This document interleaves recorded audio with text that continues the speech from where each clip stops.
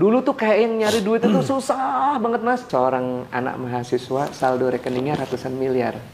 Jadi teman-teman nih yang lagi stuck nih, bisnisku kok nggak maju-maju nih, lunasin utang kok susah banget gitu ya. Coba.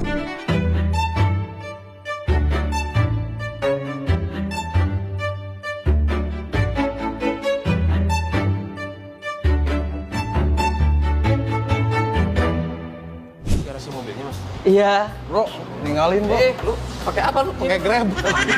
Lu nggak cukup di sini doang. Masa gua mau di mesin bro? Pakai remote bro. Masya Allah bro. Ini showroom apa? Ini punya kakak saya sih, Mas Febri ya. Oh.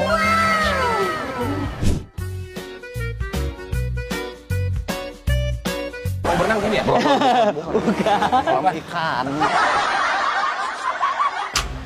Wih. Assalamualaikum Mas Febri. Assalamualaikum. Ini yang punya rumahnya guys. Bisa nggak disuruh masuk mas? Guys, masuk guys. Pakai aja.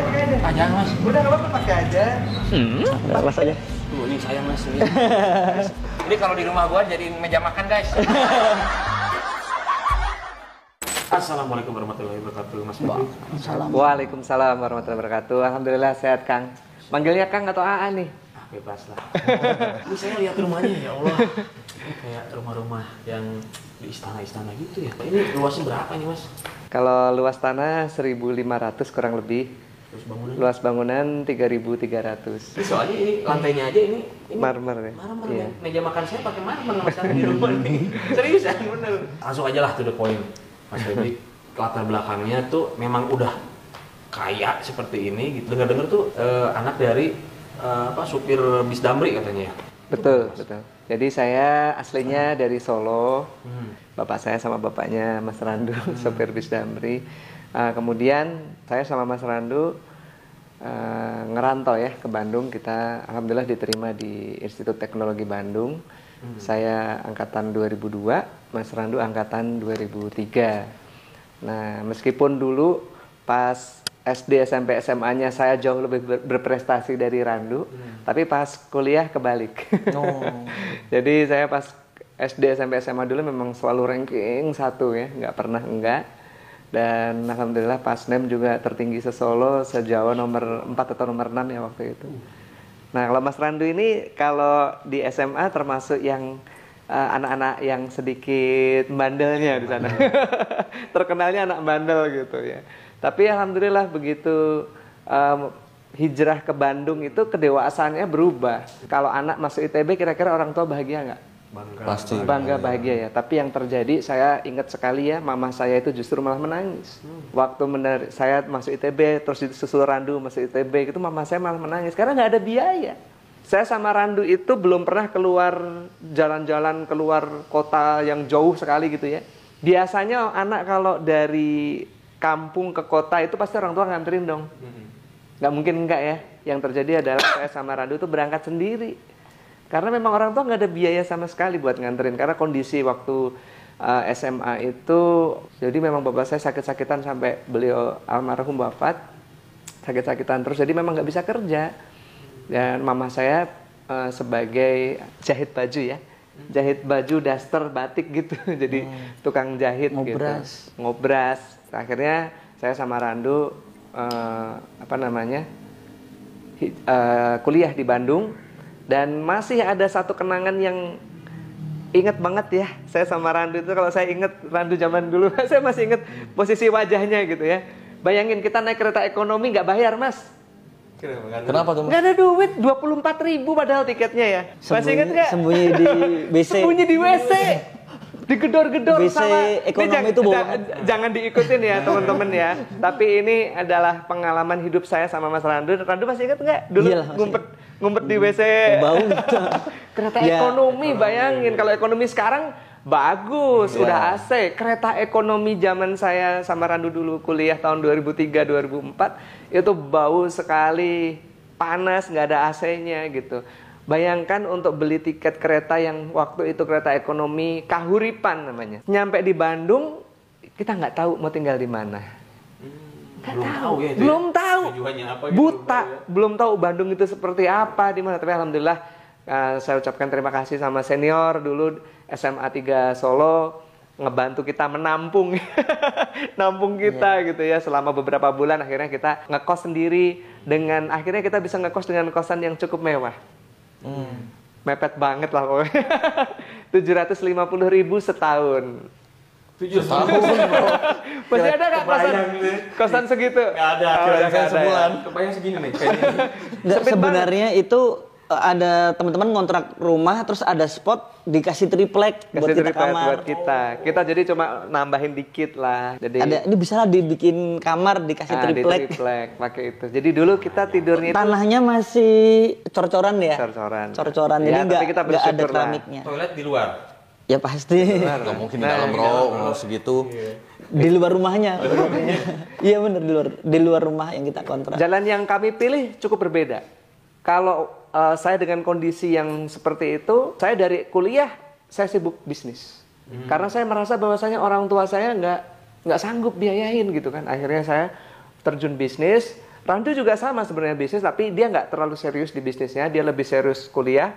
Akhirnya dia lulus di Teknik Fisika ITB dengan predikat yang cukup terbaik waktu itu.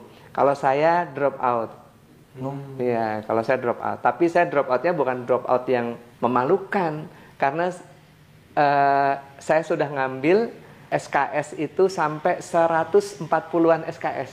Harusnya udah lulus. Iya. Bener nggak? Iya. TA-nya juga udah Tugas akhir atau skripsi juga udah selesai Mas waktu itu. selesai loh. Udah selesai. Mengundurkan diri. Saya mengundurkan diri atau drop out atau apapun itu karena waktu itu saya merasa bahwa saya sedang dalam menjalankan sebuah bisnis yang besar. Ya akhirnya saya jalankan 2007 sampai tahun 2011 dengan omset yang sangat besar sekali sampai saya diundang di Kick MD, seorang anak mahasiswa saldo rekeningnya ratusan miliar. Tapi bukan trading loh ya. Bukan trading loh. Itu 2007 Anak mulai bisnis. anak mahasiswa. Sekarang Sekarang berapa itu ya kira-kira 2007 ya? iya 20-an ya, 24 4 tahun berarti mas prosesnya, 23. 2007 sampai 2011. Iya, kira-kira Mas, kalau Mas di posisi saya, bisnis sedang besar sekali, terus omset segitu besarnya gitu ya. Kira-kira pilih yang mana? Kuliah atau bisnis? Karena kuliah saya itu beda dengan kuliah yang lain. Saya di teknik kimia itu ada satu mata kuliah lagi yang mengharuskan saya itu keluar dari Bandung. Sama seperti kedokteran koas. Nah, kalau teknik kimia ITB itu ada yang namanya kerja praktek. Jadi saya harus nyari pabrik di entah di mana gitu ya. Kayak magang lagi mas. Iya betul, saya harus magang, saya harus keluar meninggalkan bisnis saya 6 bulan dan itu nggak mungkin. Iya. Bisnis saya lagi naik. Nah, akhirnya saya harus memilih. Kalau teknik fisika ada nggak? Nggak ada. Nggak ada ya. Kalau teknik kimia ada. Namanya kerja praktek rancang pabrik. Nah, akhirnya dengan sangat berat hati ya nggak sampai lulus. Padahal tugas akhir skripsi udah selesai, udah sidang lagi. Dari situ saya bisnis macam-macam, naik turun, lebih banyak turunnya sih. Jadi kalau teman-teman nih, kalau yang mulai bisnis kemudian berat, naik turun, bangkrut, gagal lagi, coba lagi, ya itu semua pengusaha merasakan hal seperti itu. Itu saya rasakan sekali, mulai dari saya pertama berbisnis 2007 sampai sekarang. Itu naik turunnya itu luar biasa. Cuman yang saya pernah mengalami satu cobaan yang sangat berat itu 2013 Mas. Jadi sebenarnya bisnis saya itu udah settle, udah bagus gitu ya. 2013 saya itu salah gaul. Pergaulan di situ tuh mencari relasi dan lain sebagainya, tapi ternyata saya kurang dewasa. Gaulnya sama siapa? Siapa tuh mas? Gaulnya sama orang-orang bagus, orang-orang hebat gitu. Saya waktu tahun 2012-2013 itu ada klub supercar pertama di Indonesia. Oh iya. Pertama kali klub Lamborghini Ferrari yang ramai banget di Indonesia itu kan 2013-2012. Saya beli mobil waktu itu pertama kali Lamborghini Murcielago. Masih ada sekarang mas? Udah Oh, dijual. udah dijual. Waktu itu dibeli sama Pak Bamsud yang beli Lamborghini Murcielago saya. Berapa itu harganya mas? 2013? Murah sih, di bawah 5M lah. Murah. Ya kalau kita bandingkan dengan Lamborghini yang model-model sekarang kan beda sekali. Cuman memang Lamborghini Murcielago sekarang itu harganya udah nggak masuk akal. Jadi dulu sempat murah tapi sekarang nggak masuk akal. harganya. Jadi kalau mas-mas lihat mobil saya di bawah itu.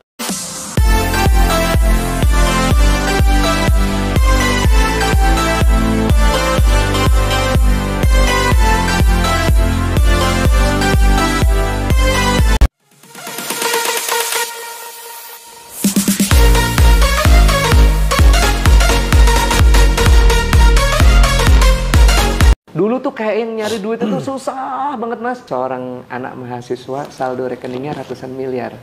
Jadi teman-teman nih yang lagi stuck nih, bisnisku kok nggak maju-maju nih, lunasin utang kok susah banget gitu ya. Coba.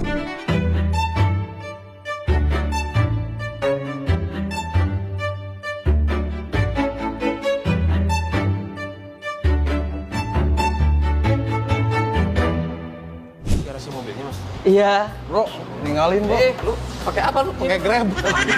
Lu nggak cukup di sini doang. Masa gua mau di mesin bro? Pakai remote bro. Masya Allah bro. Ini showroom apa? Ini punya kakak saya sih Mas Febri ya. Oh.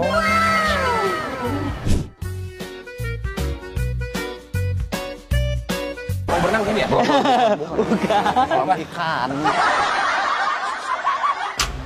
Wih. Assalamualaikum Mas Febri. Assalamualaikum. Ini yang punya rumahnya guys. Bisa nggak disuruh masuk mas? Guys, masuk guys. Pakai aja. Ah jangan mas. Udah nggak apa-apa, pakai aja. Kelas aja. Tuh ini sayang mas ini. Guys, ini kalau di rumah gua jadi meja makan guys. Assalamualaikum warahmatullahi wabarakatuh Mas Febri. Waalaikumsalam warahmatullahi wabarakatuh. Alhamdulillah sehat Kang. Manggilnya Kang atau AA nih? Bebas lah. Ini saya lihat rumahnya ya Allah. Ini kayak rumah-rumah yang di istana-istana gitu ya. Ini luasnya berapa nih mas? Kalau luas tanah 1.500 kurang lebih. Terus bangunan? Luas bangunan 3.300. Soalnya ini lantainya aja ini Marmer ya? marmer. Iya. Meja makan saya pakai marmer mas di rumah nih. Serius ya bener. Langsung aja lah to the point. Mas Febri, latar belakangnya tuh memang udah kaya seperti ini gitu. Dengar-dengar tuh anak dari supir bis Damri katanya ya. Betul. Jadi saya aslinya dari Solo. Bapak saya sama bapaknya Mas Randu, sopir bis Damri. Kemudian saya sama Mas Randu ngerantau ya ke Bandung. Kita alhamdulillah diterima di Institut Teknologi Bandung. Saya angkatan 2002, Mas Randu angkatan 2003. Nah, meskipun dulu pas SD, SMP, SMA-nya saya jauh lebih berprestasi dari Randu, tapi pas kuliah kebalik. Jadi saya pas SD, SMP, SMA dulu memang selalu ranking 1 ya, nggak pernah enggak. Dan alhamdulillah pas NEM juga tertinggi se-Solo, se-Jawa nomor 4 atau nomor 6 ya waktu itu. Nah kalau Mas Randu ini kalau di SMA termasuk yang anak-anak yang sedikit bandelnya di sana. Terkenalnya anak bandel gitu ya. Tapi alhamdulillah begitu hijrah ke Bandung itu kedewasaannya berubah. Kalau anak masuk ITB kira-kira orang tua bahagia nggak? Bangga. Pasti. Bangga bahagia ya. Tapi yang terjadi saya ingat sekali ya, mama saya itu justru malah menangis. Waktu saya masuk ITB terus disusul Randu masuk ITB itu mama saya malah menangis karena nggak ada biaya. Saya sama Randu itu belum pernah keluar jalan-jalan keluar kota yang jauh sekali gitu ya. Biasanya anak kalau dari kampung ke kota itu pasti orang tua nganterin dong. Nggak mungkin enggak ya. Yang terjadi adalah saya sama Randu itu berangkat sendiri.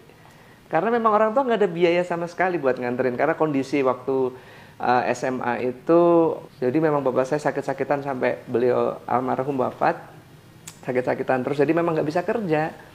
Dan mama saya sebagai jahit baju ya. Jahit baju, daster, batik gitu. Jadi tukang jahit Ngobras. gitu. Ngobras. Akhirnya saya sama Randu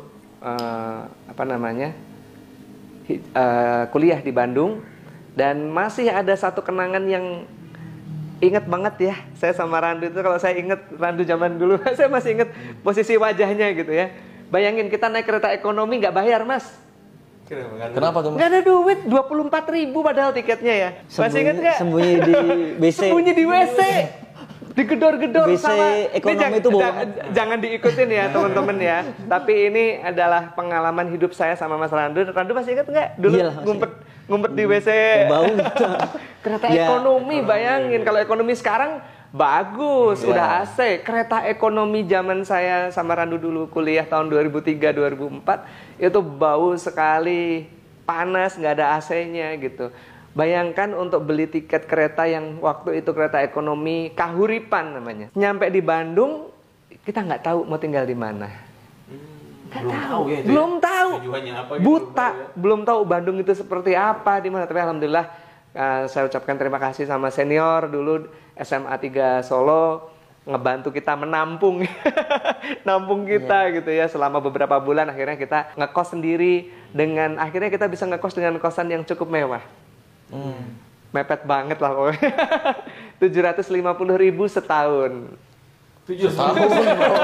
Masih ada nggak kosan, Kebayang gitu. kosan segitu? Nggak ada. Oh, udah nggak ada sebulan. ya. Kebayang segini nih. Kayak ini. Nggak, Sempit sebenarnya itu ada teman-teman ngontrak rumah terus ada spot dikasih triplek buat Kasih kita triplek kamar. buat kita. Kita jadi cuma nambahin dikit lah. Jadi Ini bisa lah dibikin kamar dikasih di triplek. triplek pakai itu. Jadi dulu kita tidurnya itu Tanahnya masih cor-coran ya? cor-coran. Cor-coran, jadi Ya, tapi kita nggak ada bersyukur lah. keramiknya. Toilet di luar. Ya pasti. Nggak mungkin di dalam bro, umur segitu. Di luar rumahnya. Iya bener, di luar rumah yang kita kontrak. Jalan yang kami pilih cukup berbeda. Kalau saya dengan kondisi yang seperti itu, saya dari kuliah saya sibuk bisnis. Karena saya merasa bahwasanya orang tua saya nggak sanggup biayain gitu kan. Akhirnya saya terjun bisnis. Randu juga sama sebenarnya bisnis, tapi dia nggak terlalu serius di bisnisnya. Dia lebih serius kuliah. Akhirnya dia lulus di Teknik Fisika ITB dengan predikat yang cukup terbaik waktu itu. Kalau saya drop out. Iya, kalau saya drop out. Tapi saya drop outnya bukan drop out yang memalukan, karena saya sudah ngambil SKS itu sampai 140-an SKS. Harusnya udah lulus. Iya. Bener nggak? Iya. TA-nya juga udah Tugas akhir atau skripsi juga udah selesai Mas waktu itu. udah selesai loh. Udah selesai. Mengundurkan diri. Saya mengundurkan diri atau drop out atau apapun itu karena waktu itu saya merasa bahwa saya sedang dalam menjalankan sebuah bisnis yang besar. Ya akhirnya saya jalankan 2007 sampai tahun 2011 dengan omset yang sangat besar sekali sampai saya diundang di Kick MD, seorang anak mahasiswa saldo rekeningnya ratusan miliar. Tapi bukan trading loh ya. Bukan trading loh. Itu 2007 Anak mulai bisnis. anak mahasiswa. Sekarang Sekarang berapa itu ya kira-kira 2007 ya? iya 20-an ya, 24 4 tahun berarti mas prosesnya, 23. 2007 sampai 2011. Iya, kira-kira Mas, kalau Mas di posisi saya, bisnis sedang besar sekali, terus omset segitu besarnya gitu ya. Kira-kira pilih yang mana? Kuliah atau bisnis? Karena kuliah saya itu beda dengan kuliah yang lain. Saya di teknik kimia, itu ada satu mata kuliah lagi yang mengharuskan saya itu keluar dari Bandung. Sama seperti kedokteran koas. Nah, kalau teknik kimia ITB itu ada yang namanya kerja praktek. Jadi saya harus nyari pabrik di entah di mana gitu ya. Kayak magang lagi mas. Iya betul, saya harus magang, saya harus keluar meninggalkan bisnis saya 6 bulan dan itu nggak mungkin. Iya. Bisnis saya lagi naik. Nah, akhirnya saya harus memilih. Kalau teknik fisika ada nggak? Nggak ada. Nggak ada ya. Kalau teknik kimia ada. Namanya kerja praktek rancang pabrik. Nah, akhirnya dengan sangat berat hati ya nggak sampai lulus. Padahal tugas akhir skripsi udah selesai, udah sidang lagi. Dari situ saya bisnis macam-macam, naik turun, lebih banyak turunnya sih. Jadi kalau teman-teman nih, kalau yang mulai bisnis kemudian berat, naik turun, bangkrut, gagal lagi, coba lagi, ya itu semua pengusaha merasakan hal seperti itu. Itu saya rasakan sekali, mulai dari saya pertama berbisnis 2007 sampai sekarang. Itu naik turunnya itu luar biasa. Cuman yang saya pernah mengalami satu cobaan yang sangat berat itu 2013 Mas. Jadi sebenarnya bisnis saya itu udah settle, udah bagus gitu ya. 2013 saya itu salah gaul. Pergaulan di situ tuh mencari relasi dan lain sebagainya, tapi ternyata saya kurang dewasa. Gaulnya sama siapa? Siapa tuh mas? Gaulnya sama orang-orang bagus, orang-orang hebat gitu. Saya waktu tahun 2012-2013 itu ada klub supercar pertama di Indonesia. Oh iya. Pertama kali klub Lamborghini Ferrari yang ramai banget di Indonesia itu kan 2013-2012. Saya beli mobil waktu itu pertama kali Lamborghini Murcielago. Masih ada sekarang, Mas? Udah Oh, dijual. dijual. Waktu itu dibeli sama Pak Bamsud yang beli Lamborghini Murcielago saya. Berapa itu harganya, Mas? 2013. Murah sih, di bawah 5M lah. Murah. Ya kalau kita bandingkan dengan Lamborghini yang model-model sekarang kan beda sekali. Cuman memang Lamborghini Murcielago sekarang itu harganya udah nggak masuk akal. Jadi dulu sempat murah, tapi sekarang nggak masuk akal harganya. Jadi kalau mas-mas lihat mobil saya di bawah itu sebetulnya bukan liabilitas tapi investasi. Karena saya dari 10 tahun yang lalu main supercar, kemudian saya jual unitnya, saya belum pernah mengalami saya jual itu dengan harga lebih murah, belum pernah. Naik tuh. Iya, kalau Mas biasa jual mobil dipakai setahun, 2 tahun, 3 tahun, harganya naik atau turun? Turun ya. Nah, kalau supercar itu beda. Nabung itu Iya, kan ya. justru investasi. Jadi kalau melihat wah mobilnya banyak banget nih, hisapnya gimana dan lain sebagainya, nah itu adalah bisnis. Jadi jangan dilihat itu adalah liabilitas atau kita bermewah-mewahan, tapi sebenarnya bisnis. Karena mobil saya memang keluar masuk. Kemarin ada beberapa unit Ferrari dan lain sebagainya, itu ketika dijual alhamdulillah untung semuanya. Nah, kembali lagi ke cerita yang tadi. 2013 saya ngelihat orang, waduh, orang-orang hedon semua lah. Ternyata saya levelnya masih jauh sama mereka gitu ya. Wah, mobilnya pokoknya Lamborghini yang terbaru dan lain sebagainya gitu. Dan saya melihat mereka semuanya ketika ngobrol itu, ternyata kebanyakan memang mobilnya, mohon maaf nih, leasing semua gitu ya. Cicilan semua gitu. Sedangkan saya waktu itu memang beli cash. Nah, saya tergoda, Mas. Akhirnya saya ambil, waktu itu kalap lah istilahnya kayak gitu ya. Saya ngambil Lamborghini Aventador, harga 11 miliar, 4,5 miliar DP-nya. Terus cicilan itu sebulan itu 275 juta. Nggak banyak. Bulan. Sebulan 275. Nggak banyak. Cicilan. Ya, kalau dilihat dengan penghasilan saya waktu dulu itu ya nggak seberapa gitu. Makanya langsung di ACC sama bank. Terus saya ngambil lagi Ferrari F430, Ferrari California. Terus Cicil semua itu. Cicil semua, Mas. Karena ditawarin terus sama itu bank yang banyak kita pakai lah gitu ya. Nah, itu tuh ditawarin terus, Pak, ambil dong ini apa namanya KKB, ambil. Wah, saya ngambil. Saya ngambil waktu itu Range Rover Evoque, Porsche, terus ngambil lagi, pokoknya total ada 5 unit mobil lah. Dengan total hutang itu sekian puluh miliar. Dan Masya Allah subhanallah, tidak perlu waktu lama, Mas. 3 bulan. Apa tuh, Mas? Sejak saya pertama kali ngambil cicilan, yang terjadi adalah bisnis saya pokoknya dihancurkan sama Allah. Karena Allah Subhanahu wa taala berfirman dalam Al-Qur'an surat Al-Baqarah ayat 275, A'udzubillahi minasyaitonirrajim. Bismillahirrahmanirrahim. Alladzina ya'kuluna ar-riba la yakumuna illa kama yakumul ladzi yatakhabbathu asyaitanu minal mas. Dzalika bi annahum qalu innamal bai'u mislur riba wa halallahu al-bai'a wa harramar riba. Faman ja'ahu mau'idhatum mir rabbih fantaha falahu ma salaf wa amruhu ilallah wa man ada faulaika ashabun nar hum fiha khalidun yamhaqullahu riba wa yurbis shadaqat wallahu la yuhibbu kulla kafarin asim. Artinya, orang-orang yang makan riba, mereka tidak bisa berdiri melainkan seperti berdirinya orang yang kemasukan setan karena gila. Karena mereka mengucapkan bahwasanya jual beli sama riba itu sama. Bahwasanya bank itu, konven syariah itu sama aja. Wa halallahul bai'a wa harrama riba. Padahal jelas Allah itu telah menghalalkan jual beli dan mengharamkan riba. Jadi riba itu jelas haram. Peringatan bagi pelaku riba di ayat ke-276-nya, yamhaqullahu riba wa yurbis shadaqat. Allah akan memusnahkan riba. Wah, itu udah ancaman Allah itu. Al-Baqarah 276, yamhaqullahu riba. Orang yang makan riba pasti dihancurkan. Kalau enggak berarti istidraj. Kalau istidraj berarti dia nanti dipol-polin di dunia untuk memaksimalkan azabnya di neraka nanti. Kita kan nggak mau gitu kan. Auzubillahi min dzalik. Nah, makanya kalau orang-orang seperti kita ini, orang yang disayang sama Allah ini, kalau kita berbuat salah, sama seperti seorang orang tua yang sayang sama anaknya. Kalau anaknya berbuat salah, ngebut-ngebutan di jalan, nggak pakai helm, wah itu kalau anak saya ambil, saya gamparin pantatnya gitu kan. Apakah saya jahat sama anak saya? Enggak, karena saya sayang sama dia. Kalau dia kebut-kebutan di jalan, nggak pakai helm, ya celaka nanti dia. Teman-teman nih yang ngambil riba, kemudian kok bisnisnya malah melempem. Nah itu Allah sayang sama teman-teman. Allah akan memusnahkan harta riba gitu. Jadi saya doakan teman-teman yang memulai usahanya bisa tanpa riba, insya Allah. Amin. Karena ketika teman-teman mulai usaha dengan riba, bukan untung yang didapat, tapi buntung. Itu yang saya alamin. Saya dulu merasa bahwasanya bisnis saya ini kalau saya ngambil ruko, saya ambil ruko sampai 24 unit. Di Surapati Core itu. Semuanya riba. Ngambil mobil, pokoknya hutang saya itu puluhan miliar lah waktu itu.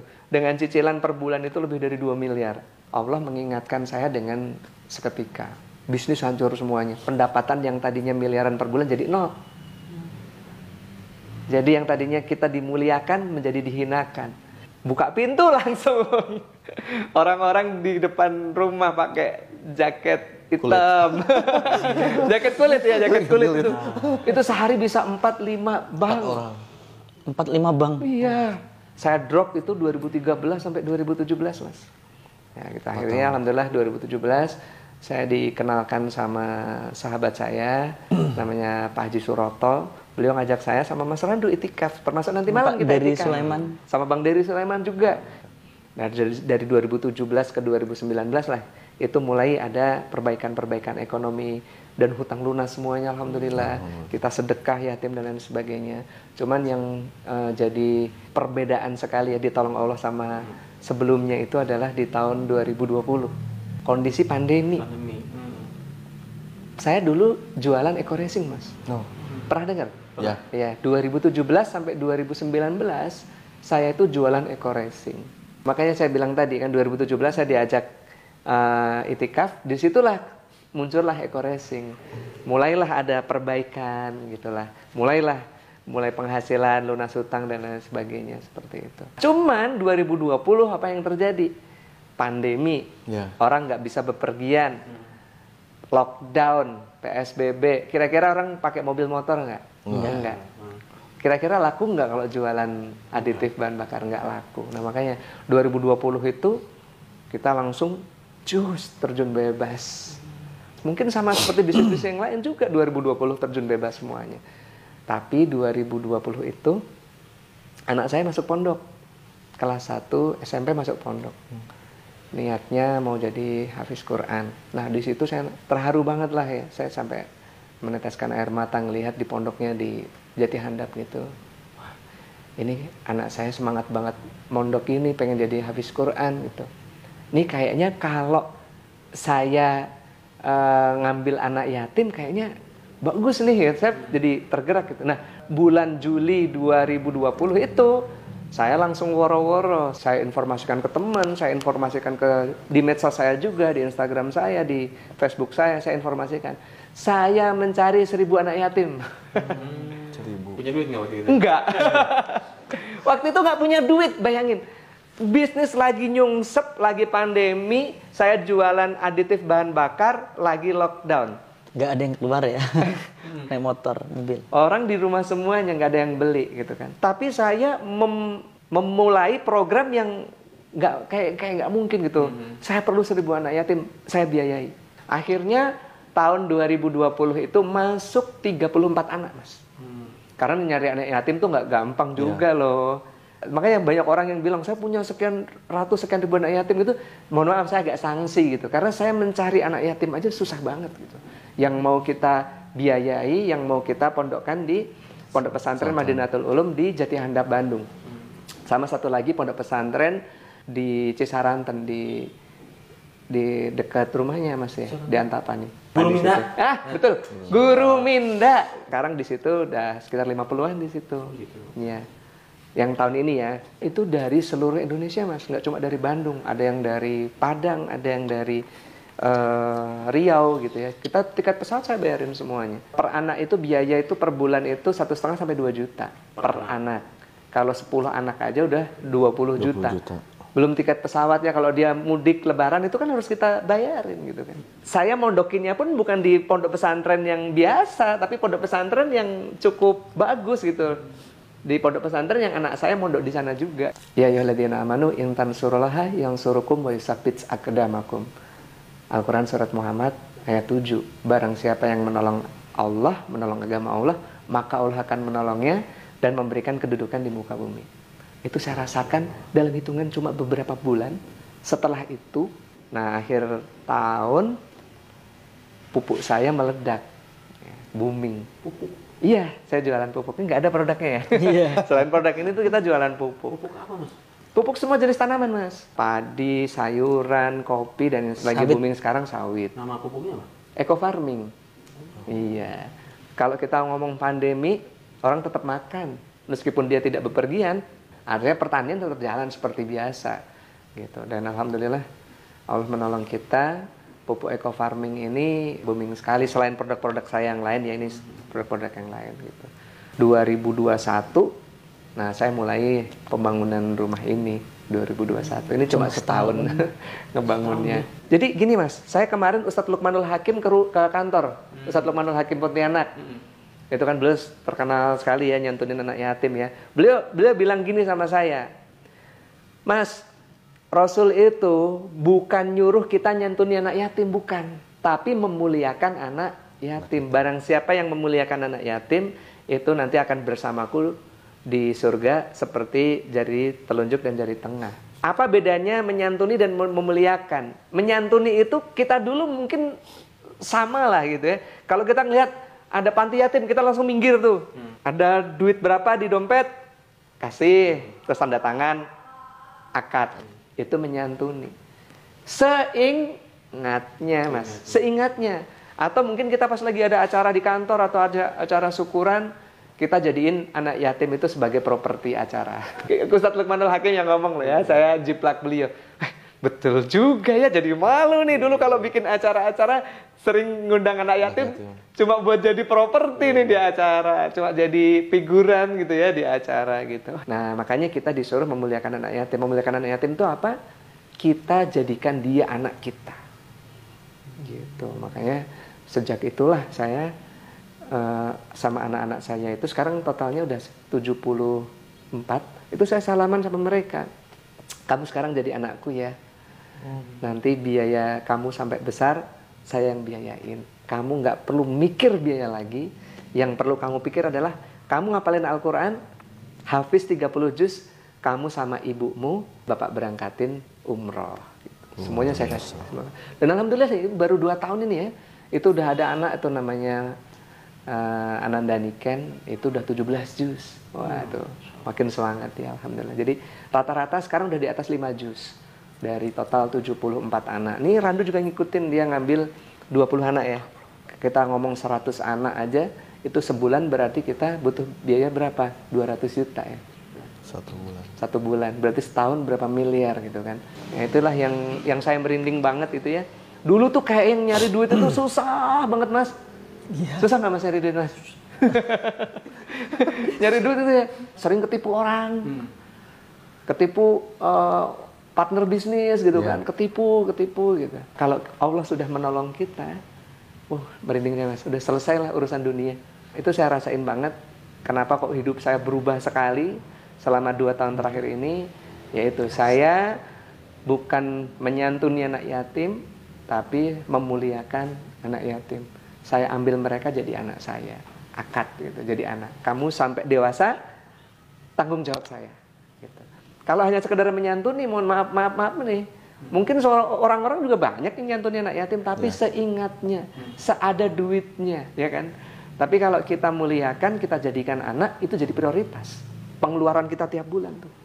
Silahkan teman-teman, kalau bisa mulai ngambil anak yatim ya, jadiin anak angkat itu ya, 1 aja.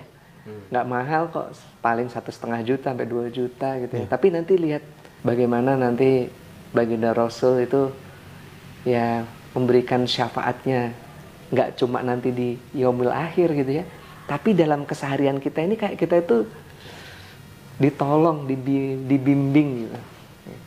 Insya Allah, gitu Mas. Inspirasi nih. Sama bro. Insya Allah, saya pengen nanti setelah ini. Rezeki langsung bener loh. Pulang dari sini langsung kita cari anak yatim. Insya Allah. Lu kan yatim bro? Tapi udah bukan anak, udah bukan anak.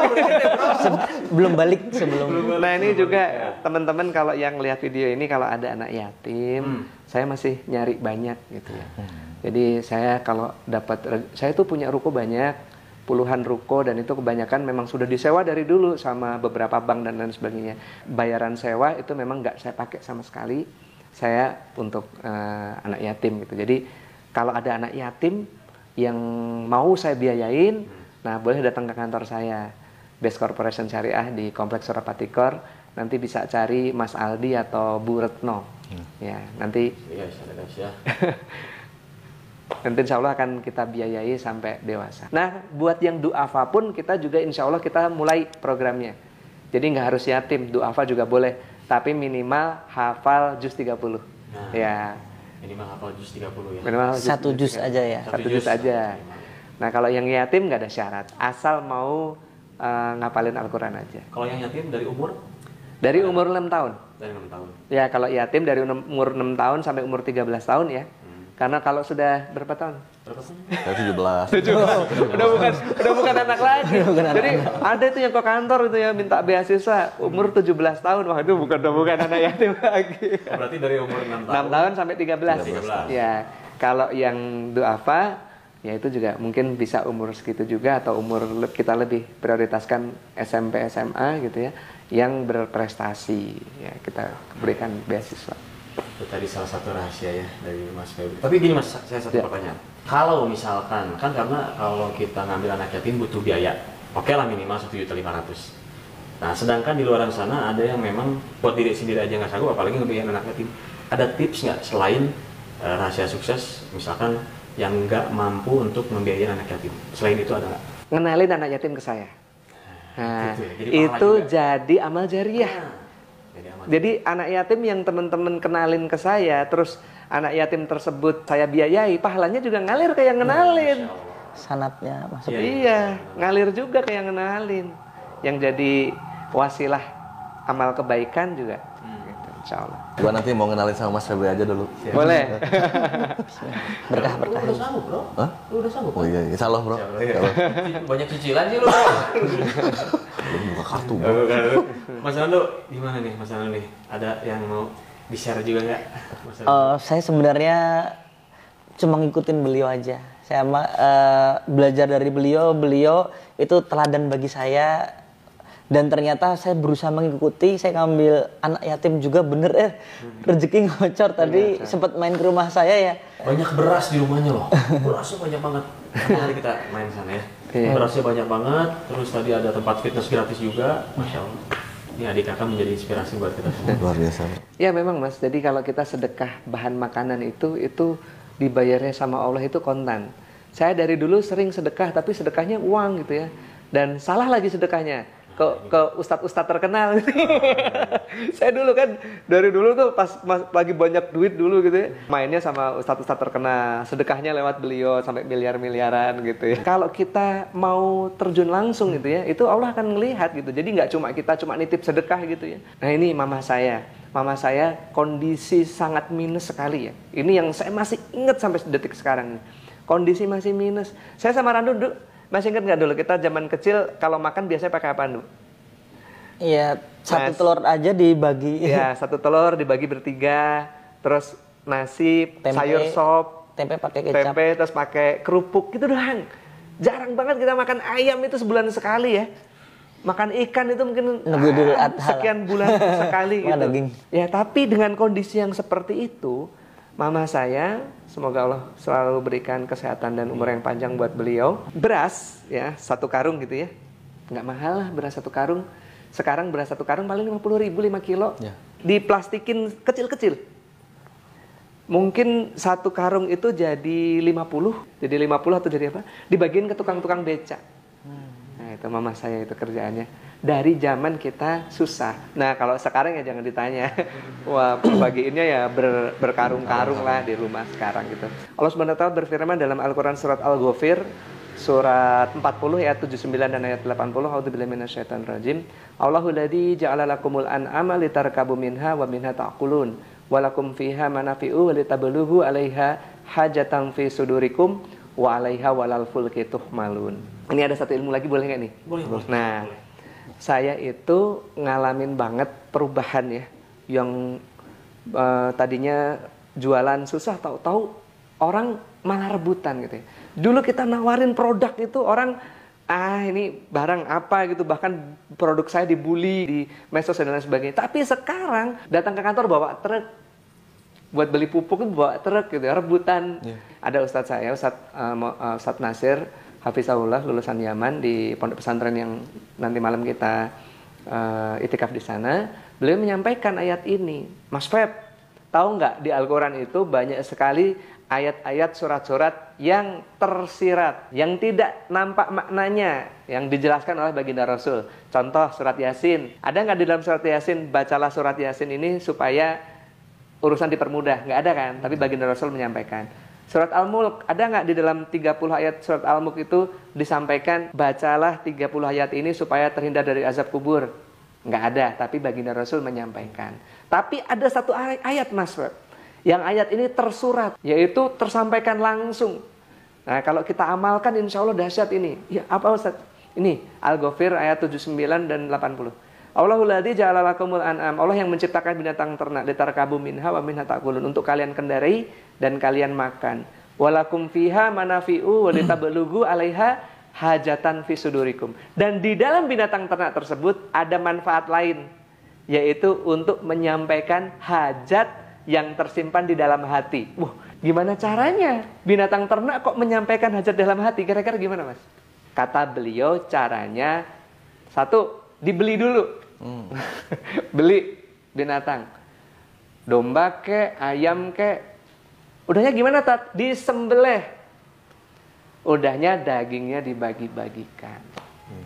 Kurban. Jadi kalau kita kurban cuma setahun sekali, salah. Karena kurban setahun sekali itu adalah belajar kurban. Tapi praktek kurban itu setiap saat, setiap waktu. Sebanyak-banyaknya, sesering-seringnya. Nanti malam saya juga pagi ini nyembelih 2 ekor.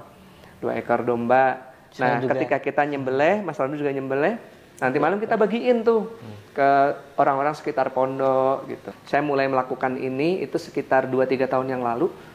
Rutin tiap hari Jumat, malam Jumat kita nyembelih domba, terus dagingnya kita bagi-bagiin ke orang miskin, anak yatim. Itu luar biasa sekali, dahsyat. Nyembelih binatang ini itu adalah satu kegiatan yang dicintai Allah, bukan dari zaman baginda Rasul, tapi dari zaman Nabi Adam.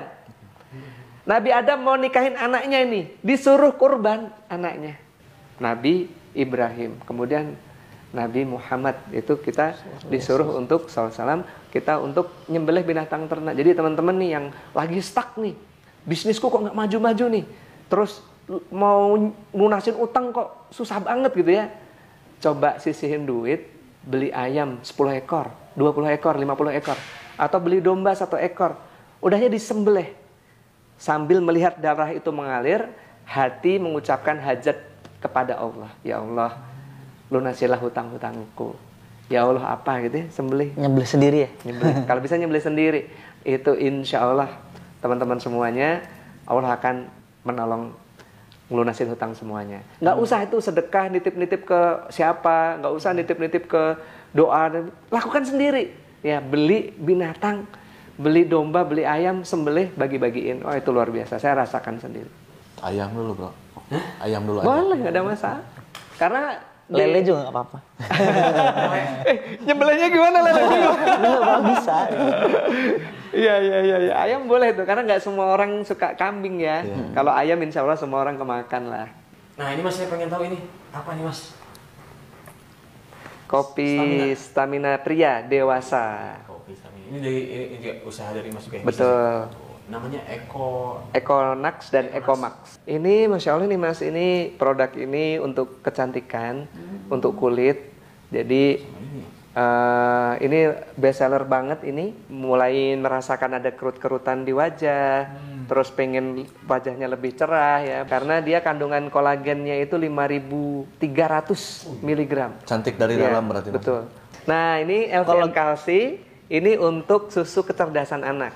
Ini untuk anak-anak kita yang pengen cepat ngapalin Al-Quran, ingatannya tajam, insya Allah. Menambah daya ingat Mas ya? Iya, betul. Ini untuk Langsing. pelangsing, Nah, namanya juga slim. bro. Ini sudah kita ekspor nih ke Brunei, ke Malaysia. Ini laku banget kemarin pas pandemi. Ya, mereka sampai kontainer-kontaineran Soalnya yang positif minum ini 3 hari tiba-tiba di apa tuh namanya? antigen. Di antigen negatif. Iya. Cuma 2 hari 3 hari lah. Yang Minum positif yang 3 hari. Hubs Pro ini Mas. Iya. Hubs Pro, Bimax. Kayak Covico ini bagus untuk yang kolesterol. Dan sebenarnya produk saya masih banyak banget. Ada ratusan produk yang lain, cuman nggak muat. Kita jualan kosmetik juga. Kosmetiknya nggak kita keluarin ya, karena banyak banget. Ada skincare LVN, Lavanaya Secret sekarang mereknya.